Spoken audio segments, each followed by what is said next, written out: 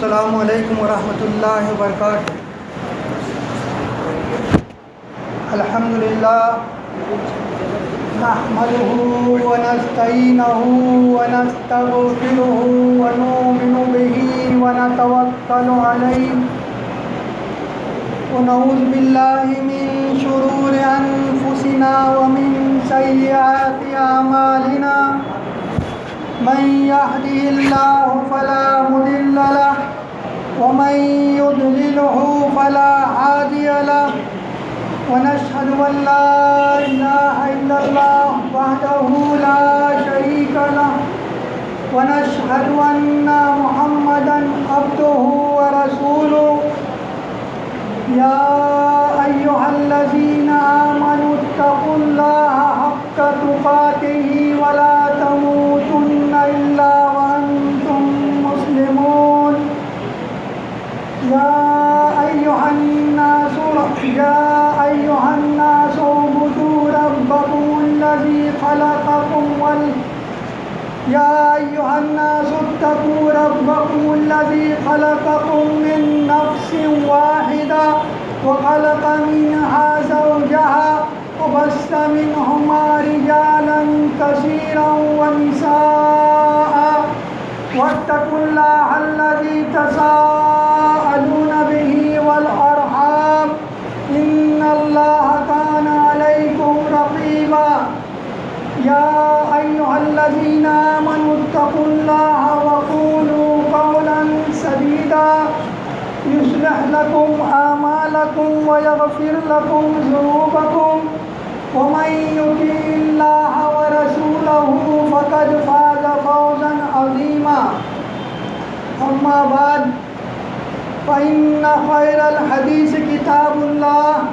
وخير الهدي هدي محمد صلى الله عليه وسلم وشر الأمور محدثاتها وكل محدثة بدعة وكل بدعة ضلالة وكل ضلالة في النار أعوذ بالله من الشيطان الرجيم بسم الله الرحمن الرحيم وَلِكُلِّ أُمَّةٍ جَعَلْنَا مَنسَكًا لِيَذْكُرُوا اسْمَ اللَّهِ عَلَى مَا رَزَقَهُم مِّن بَهِيمَةِ الْأَنْعَامِ فَإِلَٰهُكُمْ إِلَٰهٌ وَاحِدٌ فَلَهُ أَسْلِمُوا وَبَشِّرِ الْمُخْبِتِينَ رب اشرح لي صدري ويسر لي أمري واحلل عقدة من لساني يفقهوا قولي رب زدني علما۔ یا اللہ ہمیں حق کو حق ہی دکھا اور اس پر عمل کرنے کی توفیق عطا فرما۔ یا اللہ ہمیں باطل کو باطل ہی دکھا اور اس سے بچنے کی توفیق عطا فرما۔ آمین یا رب العالمین۔ میرے محترم اسلامی بھائیوں، بزرگوں اور دوستوں اور پیارے بچوں، ابھی میں نے آپ سب کے سامنے مضمون خطبے کے بعد قرآن مجید کے ایک آیت کی تلاوت کی ہے سورہ حج سے، جس میں اللہ رب العالمین فرماتے ہیں کہ ہر امت کے لیے ہم نے قربانی کا ایک طریقہ مقرر کیا، لہذا وہ ان جو جانور جو چوپائے ہم نے انہیں بخشے ہیں اس پر وہ اللہ کا نام لے کر قربانی کریں، اور تمہارا معبود تو صرف ایک ہی معبود ہے اور تمہیں اسی کے آگے اپنی سر اطاعت ہم کرنی چاہیے۔ اور خوشخبری دے دو ان لوگوں کو جو تکبر نہیں کرتے بلکہ عاجزی اختیار کرتے ہیں مخبتین۔ قرآن مجید کی آیت جو میں نے ابھی آپ کے سامنے جس کی تلاوت اور ترجمانی رکھی، اس میں اللہ رب العالمین قربانی کے تعلق سے فرماتے ہیں کہ ہم نے قربانی کا طریقہ ہر امت کے اندر جاری کیا۔ ابھی الحمدللہ ایام حج شروع ہے، دنیا کے کونے کونے سے حجاج کرام جو ہے مکہ پہنچ رہے ہیں، اور وہ انشاءاللہ اگلے مہینہ جو حج کی تاریخیں جس میں حج کیا جاتا ہے وہ حج بھی کریں گے، اور وہاں پر پھر وہ اپنے جانوروں کی وہ ہدی بھی پیش کریں گے، قربانی بھی پیش کریں گے۔ یہ قربانی دراصل یہ بھی ایک بڑی اہم عبادت ہے۔ اللہ تعالیٰ نے انسانوں نے دنیا میں جن جن بھی معبودوں کی اللہ کو چھوڑ کر جس طریقے سے بھی پوجا کی ہے، پرستش کی ہے، عبادت کی ہے، ان تمام چیزوں کو شریعت الہی میں جو ہے اللہ کے لیے خاص کیا گیا اور غیر اللہ کے لیے حرام کر دیا گیا۔ اسی میں سے ایک یہ قربانی بھی۔ ہم دیکھتے ہیں کہ انسانوں نے اللہ کے علاوہ دوسروں کے آگے بھی رکوع اور سجدہ کیا۔ اللہ تعالیٰ نے غیر اللہ کے لیے شریعت میں رکوع سجدہ حرام کر دیا ہے، صرف اور صرف وہ چیز اللہ کے لیے جائز ہے اور حلال ہے۔ اور جو نماز کی شکل میں ہم دن میں 5 بار اللہ رب العالمین کے سامنے وہ کرتے ہیں، یہ عمل، اس طرح کا کوئی عمل اگر وہ اللہ کے علاوہ کسی اور کے لیے کرتا ہے تو وہ پھر کیا کرتا ہے؟ اللہ کی عبادت میں اس کو شریک کرتا ہے۔ اسی طرح سے لوگ غیر اللہ کے سامنے نذر و نیاز پیش کرتے تھے، چڑھاوے چڑھاتے تھے۔ شریعت اسلامیہ نے اس کو بھی غیر اللہ کے لیے حرام کیا گیا ہے، اور صدقات اور زکوٰۃ کے ذریعے سے جو واجب کیا گیا کہ اللہ کے نام پر ہی انسان صدقہ اور خیرات دے گا اور زکوٰۃ دے گا، اس کے علاوہ کسی اور کے لیے اس طرح کا عمل نہیں کیا جائے گا۔ ٹھیک اسی طرح سے انسانوں نے اپنے معبودوں کے مقامات کی، ان کے لیے جو ہے زیارت کے لیے سفر کیا، تیرتھ یاترائیں کی ہیں، سفر کر کر پھر ان معبودوں کا طواف کیا یا ان کے گھر کا طواف کیا۔ اللہ تعالیٰ نے اس کو صرف اور صرف اپنے گھر کے لیے خاص کیا کہ انسان جو ایمان والا ہے وہ صرف اور صرف اللہ کے گھر کی زیارت کے لیے، اللہ کے گھر کا طواف کرنے کی نیت سے جو ہے وہ سفر کرے گا، کسی اور کے گھر کی عبادت کرنے یا زیارت کرنے کے لیے اس کو حرام قرار دیا۔ اس طرح کا اگر عمل وہ کسی اور جگہ کرتا ہے، جس طرح سے ہم بیت اللہ کے گرد طواف کرتے ہیں اور سفر کرتے ہیں، تو وہ پھر کیا ہے؟ یہ بھی شرک عبادات ہو۔ اسی طرح سے لوگوں نے اللہ کے علاوہ دوسروں کے لیے روزہ رکھتے تھے، غیر اللہ کے لیے روزہ رکھتے تھے۔ اللہ تعالیٰ نے یہ روزہ خاص اپنے لیے مقرر کیا کہ صرف روزہ کس کے لیے رکھا جائے گا؟ اللہ کے لیے رکھا جائے گا، اللہ کے علاوہ کسی اور کے لیے روزہ نہیں رکھا جائے گا۔ اسی طرح سے جانور بھی وہ اللہ کے نام پر بھی ذبح کرتے تھے، غیر اللہ کے نام پر بھی ذبح کرتے تھے۔ تو اللہ تعالیٰ نے اس کو خاص اپنے لیے کہا کہ یہ شاعر اللہ میں سے ہیں۔ تو جانور، قربانی کے جانور خاص کر اس کو شاعر اللہ کہا کہ اللہ کی یہ نشانیاں ہیں، یہ صرف خاص جانور جو ہیں اللہ کے لیے ذبح کیے جائیں گے۔ اللہ کے علاوہ کسی اور کے لیے اگر جانور ذبح کیا جائے گا تو وہ کیا ہے؟ وہ بھی شرک عبادات ہے، اور وہ اللہ کے ساتھ لوگوں کو شریک کرنے والی بات۔ یہ خاص طور سے جو بڑی بڑی عبادتیں ہیں، اور باقی اس طرح سے اور بھی بہت سارے معاملات ہیں جو خاص کر صرف اور صرف کس کے لیے خاص ہونے چاہیے؟ اللہ کے لیے خاص ہونا چاہیے۔ اسی لیے اللہ کے نبی صلی اللہ علیہ وسلم نے فرمایا کہ جس نے کسی غیر اللہ کے نام پر ذبح کیا تو اس نے کفر کیا۔ کسی غیر اللہ کو خوش کرنے کے لیے، راضی کرنے کے لیے کسی جانور کو اگر انسان ذبح کرتا ہے تو وہ یا شرک کرتا ہے۔ تو اس لیے جو ہے یہ تمام چیزیں ہمیں ذہن میں یاد رکھنی چاہیے کہ ان کو صرف اور صرف خالص اللہ کے لیے کرنی چاہیے۔ اس طرح کا کوئی عمل اللہ کے علاوہ کسی اور کے لیے نہیں ہونا چاہیے۔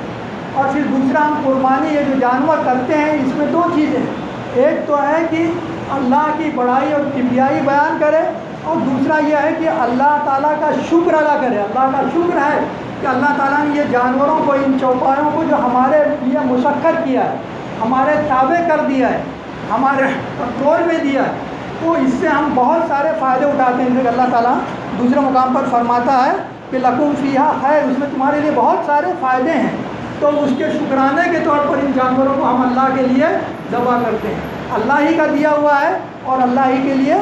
ذبح کرتے ہیں، اللہ کی راہ میں ذبح کرتے ہیں۔ اس کا انسان کتنا فائدہ اٹھاتا ہے ان جانوروں سے۔ پہلے زمانے کے اندر یہ انسانوں کی سواری کے بھی کام آتا تھا، کھیتی باڑی کے بھی کام آتا تھا، مال ڈھونے کے بھی کام آتا تھا۔ پھر اس کا گوشت انسان استعمال کرتا ہے، اس کے جسم کا ہر حصہ، چمڑا، اس کا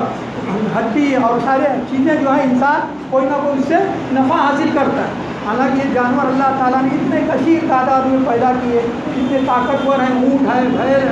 بیل ہیں اور دوسرے جانور ہیں، لیکن اللہ تعالیٰ نے ان کو ہمارے لیے کیا کر دیا؟ مسخر کر دیا ہے۔ ہم جس طرح سے بھی چاہتے ہیں اس کا استعمال کرتے ہیں۔ اس کے لیے اللہ کا شکر ادا کرنے کے لیے یہ قربانی بھی اللہ کے لیے کی جاتی ہے۔ تو قربانی کے تعلق سے جو سوال کیا گیا نبی صلی اللہ علیہ وسلم سے، صحابہ کرام نے پوچھا کہ اللہ کے رسول یہ قربانی کیا ہے؟ ہم کیوں قربانی کرتے ہیں؟ تو اللہ کے نبی صلی اللہ علیہ وسلم نے فرمایا کہ یہ تمہارے باپ ابراہیم علیہ السلام کی سنت ہے، یہ تمہارے باپ ابراہیم علیہ السلام کی سنت ہے۔ تو اس کے بعد سوال کیا گیا کہ اس میں ہم کو کیا ملنے والا ہے، ہمارے لیے اس میں کیا فائدہ ہے؟ اللہ کے نبی صلی اللہ علیہ وسلم فرمایا کہ قربانی کے جانور کے ہر بال کے برابر جتنے بھی اس کے بال ہیں اس کا تم کو اجر ملے گا، نیکی ملے گی۔ پھر سوال کیا گیا کہ جو اون والے ہوتے ہیں جن کے بال نہیں ہوتے ان کا کیا ہے؟ تو فرمایا کہ اس کے ہر روئے کے برابر تمہیں جو ہے اجر ملنے والا۔ تو یہ قربانی کا جو ہے فضیلت ہے کہ یہ سنت ابراہیم ہے، ابراہیم علیہ السلام کی سنت ہے۔ بعد میں اس سنت کو نبی صلی اللہ علیہ وسلم نے بھی اس امت کے اندر جاری و ساری کیا، اور اس کے قربانی کرنے سے انسان کو اس کے ہر بال کے برابر جو ہے نیکیاں ملنے والی ہیں، اور یہاں تک کہ اس کے روحوں کے برابر بھی نیکیاں ملنے والی ہیں۔ ابراہیم علیہ السلام کی ذات کے بارے میں اللہ تعالیٰ نے جیسے کہ ابراہیم علیہ السلام کو بہت آزمایا، اللہ تعالیٰ خود قرآن مجید میں فرماتا ہے کہ وَإِذِ ابْتَلَىٰ إِبْرَاهِيمَ رَبُّهُ بِكَلِمَاتٍ فَأَتَمَّهُنَّ قَالَ إِنِّي جَاعِلُكَ لِلنَّاسِ إِمَامًا، کہ جب ابراہیم کو اس کے رب نے کئی باتوں کے اندر آزمایا تو وہ ہر ایک کے اندر پورا اتر، ہر آزمائش کے اندر پورا ہوتا، تو پھر اللہ تعالیٰ نے ان سے فرمایا کہ میں تمہیں لوگوں کا امام بناؤں گا، پیشوا بناؤں گا، لیڈر بناؤں گا۔ تو دیکھیں ابراہیم علیہ السلام کی وہ شخصیت، یہ ذات ایسی ہے کہ دنیا کے تمام، جس وقت خاص طور سے یہ کتاب نازل ہو رہی تھی قرآن مجید، نبی صلی اللہ علیہ وسلم لوگوں کو اسلام کی طرف بلا رہے تھے، اور ابھی بھی دنیا کی اکثریت جو ابراہیم علیہ السلام کو اپنا لیڈر اور پیشوا مانتی، لیکن اس وقت خاص طور سے یہود، نصارہ اور مشرکین عرب کے لوگ جو کہ بت پرست تھے، کعبہ کے اندر انہوں نے 360 بت کو رکھا ہوا تھا، لیکن وہ ابراہیم علیہ السلام کیا کہتے تھے، ہم ابراہیم علیہ السلام کے دین پر ہیں۔ تو آپ کو یہ مقام اللہ تعالیٰ نے فرمایا کہ جتنی بھی شریعتیں رہی ہیں آسمانی کتابوں سے نازل ہوئی ہیں، یہ سب کے سب لوگ ابراہیم علیہ السلام کی پیشوائی پر، آپ کی لیڈرشپ کے اوپر جو ہے متفق، آپ کا عزت اور احترام اور آپ کو اپنا پیشوا رہنما مانتے تھے۔ تو اس طرح سے اللہ تعالیٰ نے ان کو جب آزمائش کی اور وہ پورے اترے تو یہ مقام ان کو عطا فرمایا۔ تو ان کی پوری زندگی آزمائش کے اندر گزری ہے، اور یہ قربانی جو ہے یہ ان کی ایک آخری بڑی آزمائش ہے۔ چھوٹا خلاصے کے طور پر ان کی زندگی کا مختصر سا نقشہ کر دوں جو ہم لوگ جانتے ہیں بار بار، کہ سب سے پہلے ان کی آزمائش کی اور کیا ہوئی کہ جب وہ ان کو اسلام کی سمجھ آئی، توحید کو وہ جان گئے اور اللہ تعالیٰ نے ان کو جو ہے نبی بنا دیا، تو کیا ہوا، سب سے پہلے انہوں نے اپنے باپ کو دعوت دی، اپنے باپ کو، جو کہ ان کا باپ خود ایک بڑا پجاری تھا، بت پرست تھا، بتوں کو خود تراشتا تھا، اس کو جو ہے بار بار اس سے منع کرتے تھے، پیارے انداز میں سمجھاتے تھے۔ انجام کیا ہوا کہ گھر سے نکال دیے گئے، ہے نا، بار بار منع کرنے پہ نہیں مانے تو گھر سے نکال دیے گئے، گھر سے بے گھر گئے۔ سب سے پہلی آزمائش کیا، انسان گھر سے بے گھر ہو گیا، باپ ماں باپ سے دور کر دیے گئے، اور باپ بھی کون تھا، کوئی معمولی نہیں تھا، بلکہ اس شہر کا، اس ملک کا جو ہے سب سے بڑا پجاری تھا۔ اگر وہ باپ کی بات مانتے، باپ کے بتائے طریقے کے مطابق چلتے، تو پھر وہ اس ملک کے جیسے باپ کے جانشین بنتے، اور وہ بھی اس شہر کے بہت بڑے پجاری بنتے اور بہت ہی رئیس بنتے، ان کا بھی نام اسی طرح چلتا تھا جس طرح ان کے باپ کا نام چلتا تھا۔ لیکن انہوں نے اپنے باپ کو توحید کی طرف بلایا، تو سب سے پہلا ان کو جو آزمائش آئی کہ گھر سے بے گھر کیے گئے، اور دنیاوی تمام سہارے سے وہ بے سہارا ہو گئے۔ اب اس کے بعد میں بھی وہ مانے نہیں، اور لوگوں کو ایک اللہ کے طرف بلاتے رہے، مختلف طریقہ انہوں نے اختیار کیا، اور پھر جیسے ہم جانتے ہیں کہ آخر میں وہ بتوں کا خوف لوگوں کے دلوں سے نکالنے کے لیے کیے، شاید ان بتوں سے ڈرتے ہیں، اس کے لیے جو ہے ہماری بات کو نہیں سنتے، تو ان بتوں کو جو ہے نقصان پہنچایا اور ان کو توڑ پھوڑ کی، تاکہ لوگوں کا ڈر اس کے دل سے، لوگوں کا ڈر، ان کا جو ہے ان کا ڈر لوگوں کے دلوں سے نکل جائے کہ یہ کچھ نفع نقصان نہیں پہنچا سکتے۔ اگر وہ اس لائق ہوتا تو جس نے ان کے ساتھ یہ حرکت کی ہے اس کو ضرور کچھ نہ کچھ مصیبت میں یا پریشانی میں مبتلا کر دیتے، لیکن الٹا اثر ہوا کہ قوم نے جو ہے آپ کو پھر جلانے کا منصوبہ بنایا۔ ہم سب جانتے ہیں بار بار کہ سب سے پہلے تو گھر سے بے گھر ہوئے، خاندان سے نکال دیے گئے، اب خود جان کی باری آئی کہ خود کو جو ہے زندہ جلانے کی باری آئی، لیکن اس میں وہ اپنے ارادے سے، اپنی دعوت سے پیچھے نہیں ہٹے، بلکہ لوگوں نے اپنے حساب سے تو ان کو آگ میں پھینک دیا، اور اللہ رب العالمین نے پھر ان کو اپنی خاص فضل سے حکم دیا کو، قلنا یا نار کونی بردا وسلام علی ابراہیم، کہ اے آگ ٹھنڈی اور سلامتی والی ہو جا میرے ابراہیم کے لیے. اس آگ سے بھی آپ بچ کر نکل آتے ہیں. اور اس کے بعد کیا ہوتا ہے؟ ملک بھی چھوڑنا پڑتا ہے, ہجرت کرتے ہیں اللہ کی راہ میں. پہلے گھر چھوڑا, ماں باپ چھوڑا, پھر اپنی جان کو جو ہے بازی لگا دی, آگ میں ڈالے گئے, اب ملک بھی چھوڑ کر نکل گئے. اور اس دور میں جو ہے بیابان صحرا کے اندر صرف اپنی بیوی اور بھتیجے کو لے کر جو ہے نکلتے ہیں. اور پورے عرب کا صحرا جو ہے, جو کہ اس وقت بڑا پرخطر تھا, اس کے اندر وہ اللہ کی راہ پر نکل جاتے ہیں. اب اس کے بعد میں جب وہ شہر سے نکلے تھے تو اس وقت دعا کی تھی کہ اللہ مجھے کوئی نیک اولاد عطا فرما. اب وہ اولاد اللہ تعالیٰ نے کب دی؟ بڑھاپے کے اندر دی, بڑھاپے کے اندر دی. اور اس کے بعد میں جب وہ بچہ ان کے ساتھ تھوڑا چلنے پھرنے کے لائق ہو گیا, بڑا ہو گیا, تو اللہ تعالیٰ نے پھر ان کی بڑی آزمائش کی. تو یہ قربانی جو ہے ابراہیم علیہ السلام کی زندگی ساری آزمائش کی, یہ آخری سب سے بڑی قربانی تھی کہ اب تو بچہ جس سے انسان اپنی جان سے زیادہ محبت کرتا ہے. پہلے انہوں نے اپنی جان کی بھی بازی لگائی, اب اپنے بیٹے کو جو کہ بچپن میں انہیں اللہ تعالیٰ نے بڑھاپے میں عطا فرمایا ہے, اب وہ اس لائق ہو رہا ہے کہ تھوڑا سا ان کے ساتھ ٹہلتا ہے, گھومتا ہے, کھیلتا ہے, کودتا ہے. اس وقت بچے سے بہت زیادہ محبت ہو جاتی ہے. اب اللہ تعالیٰ نے یہ آزمائش کی کہ میری محبت ان کے دلوں میں, ان کے دل میں زیادہ ہے کہ اپنے بیٹے کی محبت. اس لیے اللہ تعالیٰ نے انہیں پھر خواب دکھایا کہ جس کا ذکر اللہ تعالیٰ نے یہاں سورہ صافات میں کیا ہے کہ فلما بلغ معه السعي قال يا بني إني أرى في المنام أني أذبحك فانظر ماذا ترى قال يا أبت افعل ما تؤمر ستجدني إن شاء الله من الصابرين. تو وہاں انہیں خواب دکھایا گیا کہ وہ کہے کہ ابراہیم علیہ السلام نے اپنے بیٹے سے کہا بیٹا میں تو خواب دیکھ رہا ہوں کہ میں تجھے ذبح کر رہا ہوں, بتا تیرا کیا ارادہ ہے. بیٹے کی مرضی پوچھے, یہ نہیں کہ بیٹا نہیں کرے گا تو نہیں کروں. بیٹے کسی نے مشورہ کیا کہ بیٹا کہا کہ اللہ آپ کو جو حکم دے رہا ہے وہ کر گزریے, جانتے ہیں میرے ابا کیا ہے, نبی ہیں, اور مجھے انشاءاللہ صبر کرنے والوں میں پائیں گے. تو ابراہیم علیہ السلام نے اپنے تئیں اپنے بیٹے کو اسماعیل علیہ السلام کو لے کر قربانی کے لیے گئے. اور جیسے قرآن میں خود فرمایا کہ جب انہوں نے انہیں پیشانی کے بل گرا دیا تو اللہ تعالیٰ نے آواز دی کہ یا ابراہیم تو نے اپنا خواب سچ کر دکھایا. اور اس کے بدلے پھر اللہ تعالیٰ نے اپنی طرف سے ایک میڑا جو ہے بڑا بھیج کر اس کی قربانی کروائی اور اسماعیل علیہ السلام کی حفاظت فرمائی. تو یہ آخری جو قربانی تھی کہ اس میں اللہ تعالیٰ نے اب سب سے بڑا امتحان لیا. تو لہٰذا ہم جو یہ قربانی کرتے ہیں تو اس میں ہمارے لیے بھی یہ درس ہے, جذبہ ہونا چاہیے کہ ہم اللہ کی محبت میں اسی طرح سے اپنی اس ہر چیز کو قربان کر دیں گے جو اللہ کے حکم کے راہ میں رکاوٹ بنے, اللہ اس کے رسول کی اطاعت کی راہ میں رکاوٹ بنے. ہم لوگوں کی خوشی, لوگوں کی مرضی اس کا خیال نہیں رکھیں گے. اللہ کی خوشی کس کام میں ہے, اللہ کی مرضی کس کام میں ہے, اس کا خیال رکھیں گے. یہ ہے قربانی کی اسپرٹ کہ انسان اپنی تمام خواہشوں کو اللہ کے لیے قربان کر دے. صرف جانور قربان کرنا یہ تو بڑی آسان کام ہے, جذبہ یہ ہونا چاہیے. اسی لیے کہا جاتا ہے کہ قربانی کے جانور وغیرہ ذبح کرنا خود ہی سب سے بہتر ہے, افضل ہے, تاکہ وہ اس کے اندر زیادہ سے زیادہ اس کو انوالڈ ہو, وہ جوش اور وہ جذبہ اس کے اندر رہے اور وہ چیزیں اس کے ذہنوں کے اندر رہنی چاہیے. تو لہٰذا یہ قربانی بڑا اہم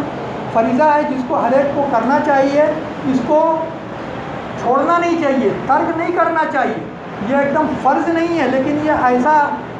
ہے کہ یہ سنت کچھ لوگ کہتے ہیں سنت موقعہ ہے, کچھ کہتے ہیں واجب ہے, لیکن یہ ایسی سنت ہے کہ جسے اللہ کے نبی نے ہمیشہ ادا کی ہے اور بڑا سخت حکم بھی دیا ہے اس سلسلے کے اندر. پہلے تو اللہ کے نبی صلی اللہ علیہ وسلم نے فرمایا کہ جو شخص قربانی کی استطاعت رکھتا ہو اور اس کے باوجود بھی وہ قربانی نہیں کرتا ہو تو وہ ہماری عیدگاہ کے قریب نہ آئے. یعنی جو آدمی قربانی کی استطاعت رکھتا ہے اس کے باوجود وہ قربانی نہیں کرتا ہے تو اسے منع کر دیا گیا کہ تم عید کی نماز کے لیے عید کی خوشی میں تمہارا کوئی حصہ نہیں ہے. تو لہٰذا اس کی اہمیت کو جاننا چاہیے. بہت سے لوگ کیا سمجھتے ہیں, کہتے ہیں کہ ارے بھائی بہت سارے مسائل ہیں مسلمانوں کے اور طرح طرح کے لوگ پریشان ہیں, محتاج ہیں, تو قربانی کرنے سے اچھا ہے کہ پیسہ جو ہے کسی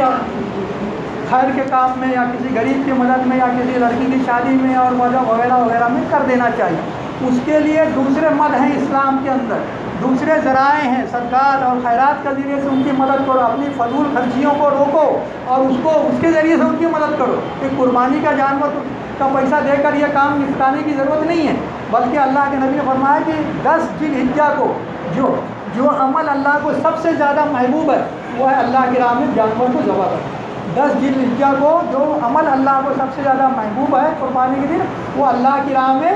جانور کو ذبح کرنا ہے۔ اور آگے فرماتے ہیں اللہ کے نبی صلی اللہ علیہ وسلم کہ قیامت کے دن قربانی کا جانور جو ہے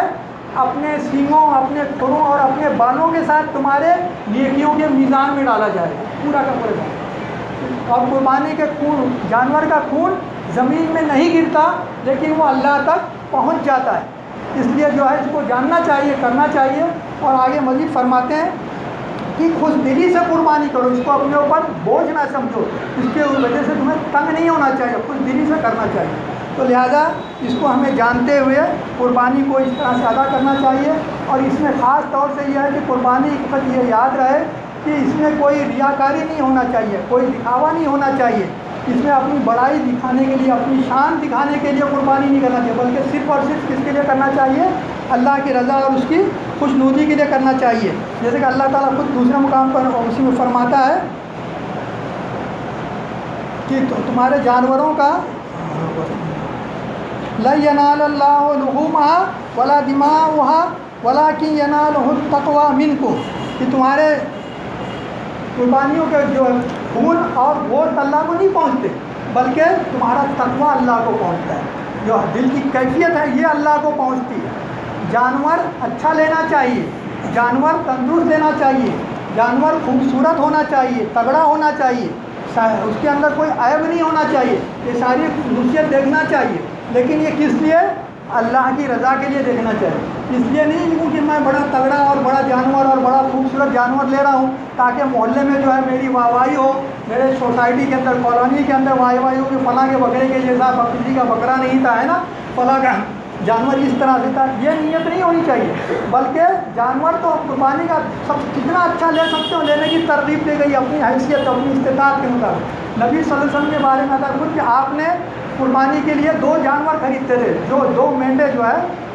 خریدتے تھے، اور وہ بڑے تندرست ہوتے تھے، چتکبرے خوبصورت ہوتے تھے، بڑی بڑی سینگ والے ہوتے تھے، صحت مند ہوتے تھے۔ اور ایک آپ صلی اللہ علیہ وسلم اپنی امت کے طرف سے کرتے تھے، آپ جب قربانی نماز پڑھتے تھے اور نماز پڑھنے کے بعد میں قربانی کا جانور آپ کے پاس لایا جاتا تھا، تو وہیں عیدگاہ میں آپ صلی اللہ علیہ وسلم ایک جانور ایک دم خوبصورت، تندرست، تگڑا جو ہے قربانی کرتے اور کہتے ہیں اللہ یہ میری امت کی طرف سے ہے جو توحید اور سنت کو ماننے والی ہے، جو توحید اور سنت کو ماننے والی ہے۔ اور دوسرا جانور وہ اپنے اور اپنے گھر والوں کی طرف سے کرتے تھے، یہ میرے طرف سے اور میرے گھر والوں کی طرف سے۔ تو جانور اچھا ہونا چاہیے، خوبصورت ہونا چاہیے، تندرست ہونا چاہیے، لیکن یہ سب کس کے لیے ہونا چاہیے؟ اللہ کی رضا کے لیے۔ نیتیں اللہ جانتا ہے کہ بظاہر ہم خریدتے ہیں، کوئی بولے کوئی لیا ہے، کوئی کہے گا بھائی اس نے اپنے نام کے لیے لیا، اپنی شان کے لیے لیا ہے، اللہ جانتا ہے ہم کس نیت سے لیے ہیں، دل کا حال اللہ رب العالمین جانتا ہے۔ اگر ہم اللہ کی رضا کے لیے وہ جانور لیے ہیں، اب لوگ کتنا بھی اس کی تعریف کریں، اس کے ہمارے عمل پر، اجر پر اس کا کوئی فرق نہیں پڑنے والا ہے۔ ویسے ہمارے سامنے اس جانور کی، جس کا جانور ہے، تعریف کی جائے تو کہو بھائی کہ اللہ قبول فرمائے، اللہ کے لیے میں نے لیا ہے، اس طرح کے الفاظ ہم کو کہنا چاہیے۔ اور اللہ کی توفیق سے جیسے کہ قربانی کے وقت جب دعا پڑھی جاتی ہے وہ بھی اسی طرح سے۔ تو لہٰذا اس میں اس بات کا خیال ہے کہ ریاکاری نہیں ہونا چاہیے، دکھاوا نہیں ہونا چاہیے، اور قربانی اس طرح سے کرے انسان کہ 10 ذی الحجہ کو جو قربانی کرے گا تو اس کے لیے جو دعا ہے کم سے کم جو منیمم پڑھنا ہے کہ بسم اللہ اللہ ہو، ورنہ مکمل دعا ہے جو انی وجہت وجہی للذی فطر السماوات والارض حنیفا وما انا من المشرکین ان صلاتی ونسکی ومحیای ومماتی للہ رب العالمین لا شریک لہ وانا من المسلمین اللہم منک ولک۔ آخری جو یہ الفاظ اللہم منک ولک، یعنی کہ اللہ یہ تیرے طرف سے ہی ہے اور تیرے لیے، اور پھر بسم اللہ اللہ اکبر کہہ کر جو ہے وہ جانور کو ذبح کیا جائے۔ پوری دعا نہیں یاد ہے انسان کو تو کم سے کم بسم اللہ اللہ اکبر پڑھ کر وہ اللہ کے نام پر نیت لے جو ہے وہ قربانی کر سکتا ہے، یا اللہ منکا ولکا اتنا پڑھ کر بسم اللہ اللہ اکبر کہہ کر جو ہے جانور ذبح کرے۔ اپنے طرف سے ہے تو منی، اور یہ ہے کہ انسان کو ہر جانور میں اپنے گھر والوں کو ساتھ میں شامل کرے۔ ایک گھر کی طرف سے جہاں کے ایک خاندان کے لوگ مل کر رہتے ہیں، ایک جانور کافی ہو جاتا ہے، ایک بکرا یا بکری جو ہے اس کی طرف سے کافی ہو جائے گی۔ تو اللہم تقبل منی و اہلی، کہ میرے لیے میرے طرف سے اور میرے اہل بیت کی طرف سے یہ قربانی ہے، اور اگر کسی اور کی طرف سے کر رہا ہے تو پھر اللہم تقبل منی بولتے سے وہ اس کا نام لے گا جس کی طرف سے کی جائے گی۔ تو اس طرح سے یہ قربانی کا جانور ذبح کرنا چاہیے۔ اللہ تعالیٰ اس میں ہر مسلمان کے لیے آسانیاں عطا فرمائے، قربانی کے جانور لانے لے جانے میں آسانیاں فرمائے، قربانی خریدنا بیچنا لوگوں کے لیے آسان کرے، اور قربانی کے دن قربانی کو ذبح کرنا آسان کرے، اور سب کی قربانی کو اللہ قبول فرمائے۔ چند منٹ کے اندر میں خالی ایک چھوٹ باتیں کہہ کے بات ختم کروں گا کہ ابھی 2 دن کے بعد انشاءاللہ یا 3 دن کے بعد میں ذی الحجہ کی پہلی تاریخ ہے اور ذی الحجہ کا مہینہ شروع ہوگا۔ تو قربانی کرنے کے والے کے لیے خاص طور سے یہ سنت ہے کہ وہ 1 تاریخ سے پہلے، یعنی اگر یہ ذی القعدہ کا مہینہ 29 کا ہے یا 30 کا ہے تو اگر 29 کا کیلنڈر کے حساب سے تو 29 تاریخ کو مغرب سے پہلے وہ اپنے ناخون اور غیر ضروری بال، بغل کے بال، زیر ناک کے بال وغیرہ کاٹ لیں، کیونکہ پھر بعد میں اسے 10 دن ان چیزوں کو نہیں کاٹنا ہے، پھر وہ جانور ذبح کرنے کے بعد ہی جو ہے اس کو اپنے ناخون اور بال وغیرہ تراشنا ہے۔ یہ حاجیوں کی مشابہت ہے۔ حاجی جب احرام میں داخل ہوتا ہے تو اس کے اوپر یہ چیزیں حرام ہو جاتی ہیں کہ اگر وہ کاٹے گا بال اور ناخن تو اس کو فدیہ دینا پڑے گا۔ ہمارے لیے فدیہ تو نہیں ہے، لیکن جو ہے تو اس میں یہ ہے کہ ان کی مشابہت رہے اور اس چیز کا ہم کو اہتمام کرنا چاہیے، اللہ کے رسول کی سنت رہی۔ دوسرا یہ جو 10 دن ہیں، 1 ذی الحجہ سے لے کے 10 دن، اس کے اعمال اللہ کو بہت محبوب ہے، اس کے اندر جو بھی نیک عمل ہے اللہ کو بہت ہی محبوب ہے، اور جو ہے اس کے اندر زیادہ سے زیادہ نیکی اور خیر کا کام کرنا چاہیے۔ نبی صلی اللہ علیہ وسلم نے فرمایا کہ ذی الحجہ کے 10 دن کے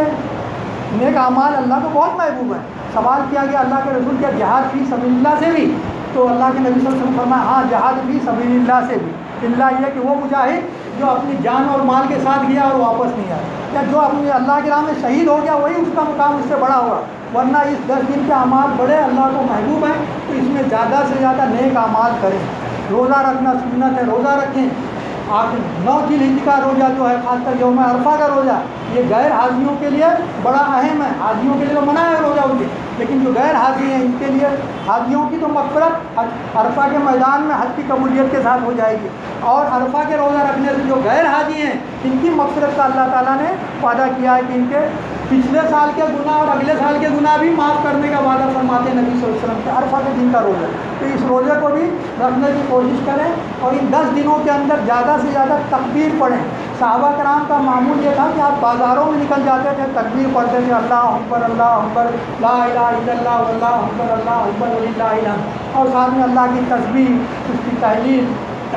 ہم یہ ساری بنا پڑھتے رہیں، سبحان اللہ والحمد للہ ولا الہ الا اللہ واللہ اکبر، یہ کلمات بھی بار بار دہراتے رہیں، صدقہ خیرات کریں، دعائیں کریں۔ اس کے ہمارے یہ 10 دن جو ہے نا بڑے اہم دن ہیں، ان کو ضائع نہ کریں۔ ہمارا معاملہ یہی ہے کہ جیسے رمضان کے اندر بھی آخری عشرے کو ہم بازاروں کے اندر ضائع کر دیتے ہیں، جو کہ بڑے اہم ہیں، اس کے اندر ایک لیلۃ القدر ہے، اسی طرح سے یہ 10 دن کے ہم لوگ کیا کرتے ہیں منڈیوں میں گھومنے پھرنے میں اور سیر و تفریح میں جایا کرتے ہیں، جس سے اپنے آپ کو بچانا چاہیے۔ جائیں بازار میں بھی، منڈیوں میں جائیں تو وہاں بھی اللہ کا ذکر کرتے رہیں، الفاظ کو جو ہے دہراتے رہیں، تاکہ اس کا جو ہے خیر کثیر عطا فرمائے۔ اللہ تعالیٰ سے دعا ہے کہ اللہ تعالیٰ ہم کو یہ سب عمل کرنے کی توفیق عطا فرما، اور اس میں ہمارے لیے جو ہے مغفرت کا ذریعہ بنا، اور اس کو جو اپنے فضل و کرم سے قبول عطا فرما۔ سبحان ربک رب العزۃ عما یصفون وسلام علی المرسلین والحمد للہ رب العالمین۔